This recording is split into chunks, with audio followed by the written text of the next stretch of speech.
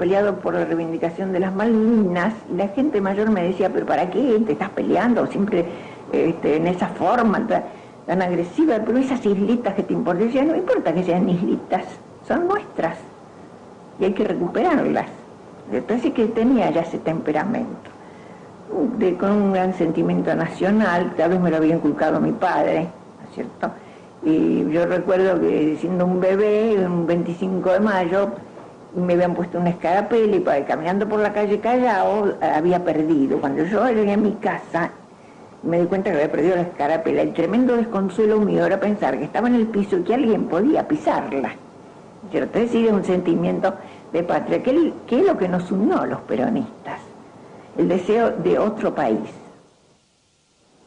De niña recuerdo haber compartido el aula con niñitos serranos, misioneros, que iban descalzos, que trabajaban en los yerbales, de haber conocido al mensú, es decir, el peón, que trabajaba por nada, por lo que el patrón le quería dar, que estaba bajo el rigor del capanga, es decir, de aquel hombre que lo dirigía, que era realmente un dictador. Hay una película argentina filmada por Hugo del Carril, Las aguas bajan turbias, que narra esa realidad, el padecimiento de nuestros hombres.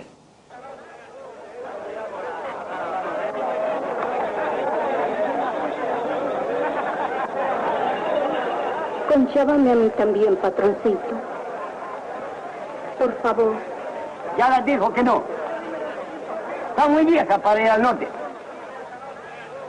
Ahí está otra vez el turco arriando ganado para el Alto Paraná. No saben la que les espera. Se llevaban toda la gente a votar. La llevaban en esos fortés que se descomponían cada rato y después los tenían que tirar con caballo, pero en jardineras, en qué sé yo, en todas las cosas que llevan al campo. Les daban asado, octava, todo eso jugaba. Terminaban las elecciones, no los llevaban más. Los chicos no tenían amparo. Como yo digo, en las escuelas se notaba la diferencia terrible, la diferencia social del pudiente y del pobre. El 2 de octubre, que es el Día del Niño Pobre, el Día del Centavo, las damas de beneficencia ponían en las esquinas de Callao era una calle señorial en esa época, en el 30 y tantos, ponían unos calderos muy grandes y la gente pasaba y tiraba monedas, por eso le llamaban el Día del Centavo. Y se ponían las señoras muy arregladas, con pieles, a veces todavía no tuve, a veces ha hecho mucho frío, y venían los chicos, parecían monitos, porque le ponían unos trajes que les iban largos, les iban por acá las mangas, los sombreritos calados hasta las orejas, y a mí me daba mucha pena, mucha tristeza, porque era una exhibición de su miseria. No había fiestas, no había domingos, es decir, que todo se realizaba a pulmón, sin una protección del gobierno. El Estado no aportaba nada, hasta que surge, como digo yo, ese amanecer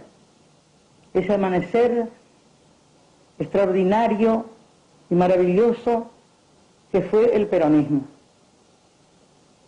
La voz de Eva Perón llegó hasta nosotras a través de la radio, cuando ella comenzó sus primeras audiciones.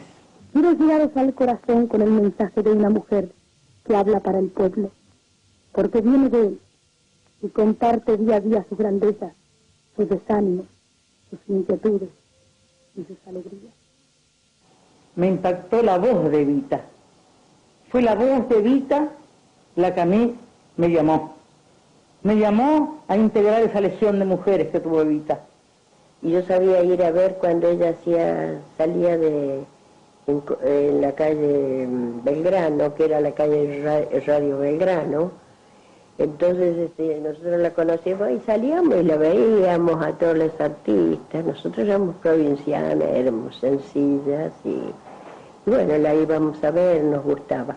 Pero nosotros después nos enteramos por San Juan todo lo que pasó y que ella trabajaba allí. Y todo eso hizo que nosotros fuéramos queriéndola por su acción, por su manera de ser.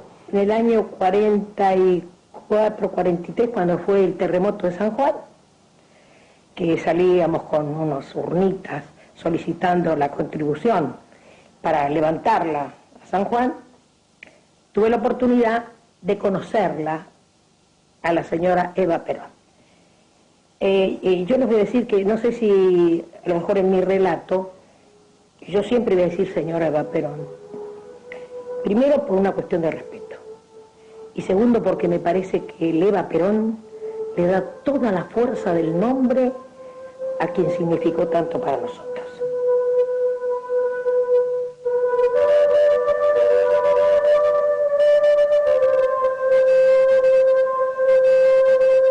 Yo lo primero que le hablé, cuando me pude cantar con Eva, que todavía estoy hablando antes de las elecciones del 46, fue de todo ese problema en el que se llevaba sumergida la mujer y sobre todo los niños. Yo tenía una amiga que era médica de la Sociedad de Beneficencia, que estaba en la casa Cuna, la casa de niños expósitos, ex casa de niños expósitos, y me contaba que ella, por ejemplo, tenían prohibido que le contara cuentos a los chicos, o le llevara dulces, sobre todo los cuentos, porque dice que eso les excitaba la imaginación. Y a mí me parecía tan monstruoso, porque la infancia es tan linda con todo ese mundo de fantasía que da el cuento. Me parecía que era robarles la infancia. Y como un milagro, surge ella, Eva Perón. Surge como un milagro, digo yo, porque la mujer estuvo siempre relegada. Nadie se acordó de la mujer. Y Evita, entre las cosas que más hizo, ayudó al hombre, ayudó al niño, a los viejos, pero se acordó en especial de la mujer, de su hermana, de quien ella dice en su libro La razón de mi vida, que para la mujer solo existía el dolor. Vino el peronismo y eso fue agarrar un cajón desordenado y darlo vuelta sobre la mesa para hacer otro orden. Y evidentemente se hizo. Después de esto, ya el país nunca va a volver a hacer aquello. Yo, que el 12 de octubre me encontraba ante la impotencia sola, amargada, llorando porque no tenía cómo sacar al líder de este maltrance y el pueblo me lo devolvió y se lo devolvió a la Argentina, les digo que si mi vida fuera necesaria para el servicio del pueblo, la vida la daría porque es muy poca para mi organizado.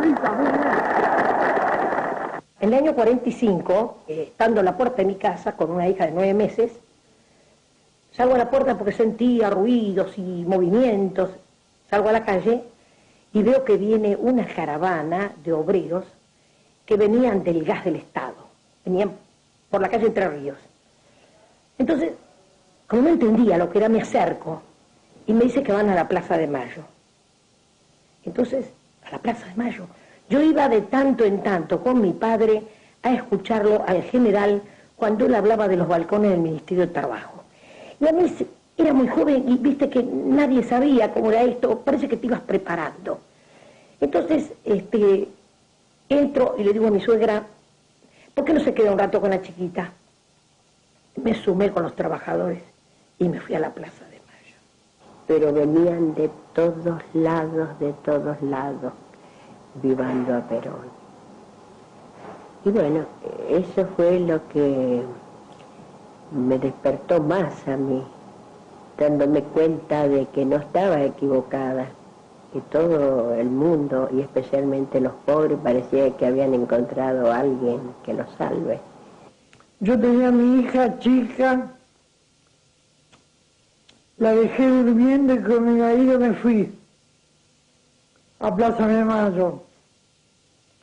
Y dejé a la chica durmiendo en la casa sola. Tal era el entusiasmo. Todos se descalzaron, pusieron los pies en la fuente, porque no daban más, porque venían del interior del país, llegaron desde el norte, de todas las provincias, no había un lugar que entrara una persona. Desde días antes vinieron, pero ya la noche anterior eso se colmó. Y nosotros salimos temprano para poder tener algún lugar preponderante, que no tuvimos ninguno, porque era un forcejeo tremendo, pero era tal el entusiasmo, después de todo lo que habíamos padecido, que de ver al coronel en el balcón con Evita, para nosotros era toda una vida ganada, ¿no? La mujer argentina se transformó desde aquella tarde gloriosa del 17 de octubre en que formó con todo el pueblo las columnas reivindicatorias de la voluntad nacional, dispuestas a morir o a libertar al coronel Perón. Fue un cambio notabilísimo, porque si nos ubicamos en el tiempo y en la distancia, las mujeres en la época de antes de Evita no teníamos la libertad ni siquiera de salir solas a pasear ni nada de esas cosas, porque siempre salíamos acompañadas de nuestras madres. No teníamos oportunidad de mostrar lo que realmente sentíamos, porque no sé si podrás ubicarte en esa época, con una sola mirada los padres ya no nos dejaban opinar. Me llama la atención, pero resulta que no tenían derecho ni a poner negocio propio. Jurídicamente eran una dependiente del marido por el Código Civil. Así que no podían poner un negocio. Mire qué atrasado estaba el país. Las mujeres que fueron pioneras del movimiento feminista eran mujeres de una extracción intelectual. No era una cosa que surgía de abajo. Eran mujeres con una preparación, con una cultura, relacionadas, que tenían prensa, si querían. Ahora los hombres las querían muchísimo, pero no le daban ni la hora. No lograron nunca nada. Eran muchas las cosas que había contra la mujer. Eran distintos los tratos en los hogares. Sí. La mujer parecía más vale una sirvienta. Todo eso terminó. Aprovecho esta oportunidad para aclarar de que no me he olvidado de ninguna mujer que trabaja y ha trabajado y trabajará por la causa del peronismo, porque yo siempre he tratado de ser un puente entre el pueblo y el general Perón. Cuando Guardo pone en la calle Florida el Centro Universitario Argentino con un grupo de profesionales, mi marido y yo nos acercamos, nos incluimos en el grupo, y a mí Guardo me dio el mandato de organizar las mujeres, que era un poco irrisorio porque éramos muy pocas, por lo menos dentro de ese ámbito intelectual.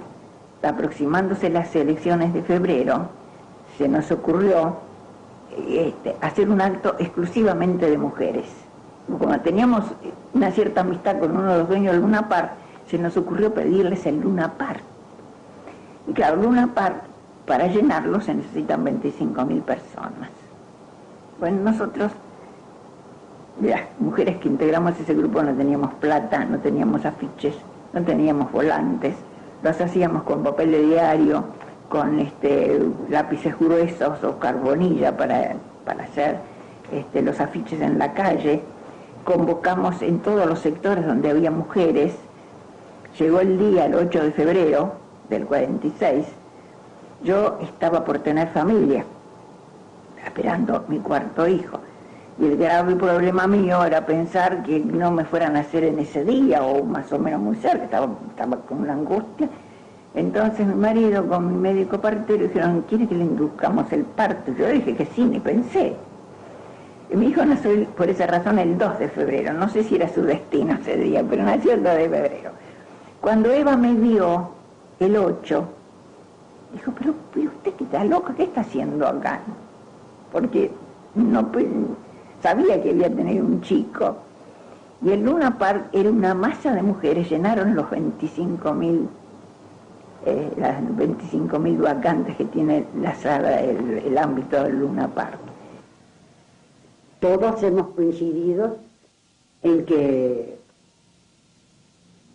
en la sociedad, en el grupo en que vivíamos nosotros, se tomó muy a mal que una mujer interviniera en política.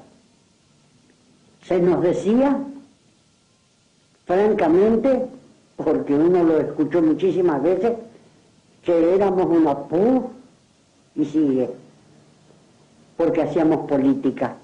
Se nos veía muy mal la intervención de la mujer en política.